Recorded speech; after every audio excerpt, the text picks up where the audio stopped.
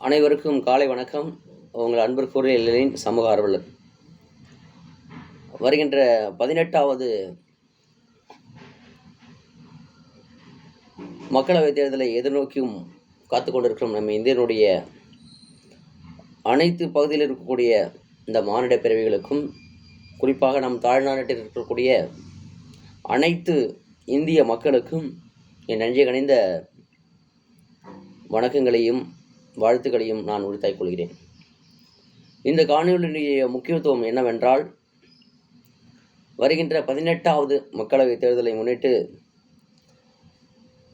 உலக வரலாற்றில் நம்முடைய அந்த டெமோக்ரசி பார்ட்டி மக்களாட்சி தத்துவத்தின் அடிப்படையில் மக்களுக்கான அந்த உரிமையை பெறுவதற்கான கடமையை பெறுவதற்கான ஒரு முக்கிய ஒரு பங்காக தேர்தல் களம் காண இருக்கிறது.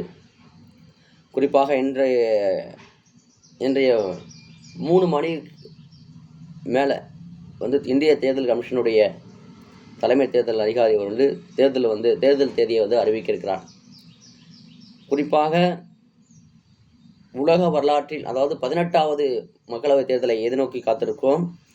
சுதந்திரம் அடைந்த பிறகு இந்த கலியுலகம், இந்த விஞ்ஞான ரீதியான இந்த உலகத்தில் இந்தியா என்ற ஒரு தாழ் திருநாட்டை சிறப்பான முறையில், சீரிய முறையில், கண்ணியமான முறையில், கடமையான முறையில், கட்டுக்கோப்பான முறையில் இந்தியாவுடைய மக்களை சிறந்த ஒரு மனிதராக நல்லாட்சி தருவதற்கு அனைவரும், அதாவது 100% வாக்களித்து ஒரு நல்ல மக்களாட்சி தத்துவத்தை, நல்ல ஒரு நீதி ஆட்சியை உருவாக்குவதற்கு அனைத்து மக்களும் வாக்களிக்க வேண்டும் என்பது என்னுடைய அன்பான வேண்டுகோள். வருகின்ற 18வது பார்லிமெண்ட் தேர்தலில் உலக வரலாற்றில் இடம் பிடிக்க வேண்டும். நம்முடைய பாரத தேசம் 100% அனைத்து இடங்களிலும் வாக்களித்தார்கள் என்பது உலக வரலாற்றில் இடம் பிடிக்க வேண்டும். அந்த அளவிற்கு முதல்நிலை இந்த வாக்களிக்கக்கூடிய இந்த கல்லூரி மாணவிகள் கரெக்டாக 18 வருஷத்துக்கு பூர்த்தி வந்துருப்பாங்க. ஏற்கனவே ஓட்டு லிஸ்ட்டில் கொடுத்துருப்பாங்க. அவங்களுக்கு வந்துடும் ப்ராப்பராக. அவங்க முதல் வாக்காளர்கள். அதன்படி வரக்கூடியவர்கள் அனைவரும், வயதானவர்கள் முதல் அனைவருக்கும் அவர்களுக்கான உதவி செய்து, இந்திய தேர்தல் ஆணையத்தை பொறுத்தளவிற்கு இந்த காலகட்டத்தில், அதாவது விஞ்ஞான ரீதியாக அறிவியல் தொழில்நுட்பம் நிறையா வளர்ந்துட்டுருக்கு, சோசியல் சமூக மீடியா நிறையா வந்துட்டுருக்கு.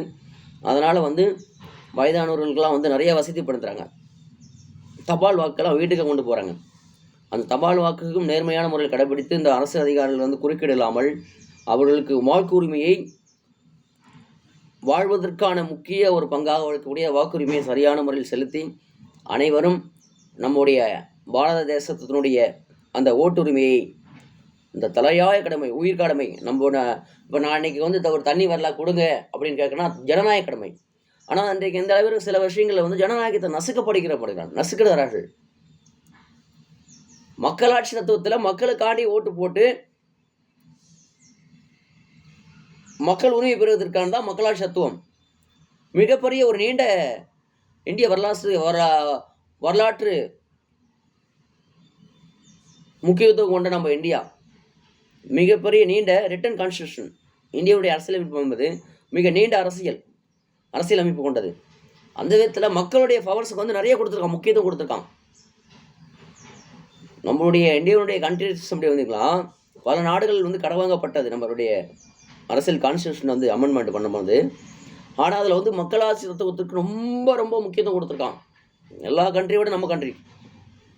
அதனால் நம்ம உரிமையை மீட்பதற்கு நல்ல ஒரு மனிதருக்கு, நல்ல ஒரு ஆற்றல் மிக்க ஒரு தெளிவான ஒரு மனிதருக்கு வாக்களிக்க வேண்டும். இது தலையாய கடமையாக நான் கூறுகிறேன். சாதாரண விஷயமாக அந்த பணத்துக்காண்டி ஒரு 500 ரூபாய்க்காண்டி விற்கக்கூடாது. நம்முடைய வாக்கை சிந்திக்க வேண்டும். எங்கே இந்த மாநிலத்தினுடைய நிலை எங்கே சென்று கொண்டிருக்கிறது? சரியான முறையில் யாரு நம்ம உரிமையை கொடுக்கிறார்களோ, நம் கடமையை மீட்டெடுக்க முடியுமோ சிந்திக்க வேண்டும், சிந்தித்து செயல்பட வேண்டும். ஒரு விரல் புரட்சி என்பது அநியாயத்துக்கும் ஒரு தீய மனிதருக்கும் தேசத்திற்கு துரோகம் செய்யக்கூடிய மனிதருக்கும் அந்த ஒரு புரட்சியை நீங்கள் வழிநடத்தக்கூடாது. சிந்திக்க வேண்டும். ஓட்டு போடு என்பது உரிமை. எது தலையாய கடமை. அந்த தலையாய கடமையை சிந்தித்து செயல்பட்டு வாக்களிக்க வேண்டும். நல்ல மனிதர்கள், நல்ல மனம் கொண்ட மனிதர்களுக்கு ஒரு முறைக்கு இருமுறைக்கு சிந்தித்து வாக்களிக்க வேண்டும். குறிப்பாக இதை பொறுத்தளவுக்கு நான் எத்தனை வார்த்தைகள் பேசியிருந்தாலும் அந்த ஓட்டுனுடைய விழிப்புணர்வுக்காண்டி தான் எத்தனை விஷயங்கள்லாம் சொன்னேன்.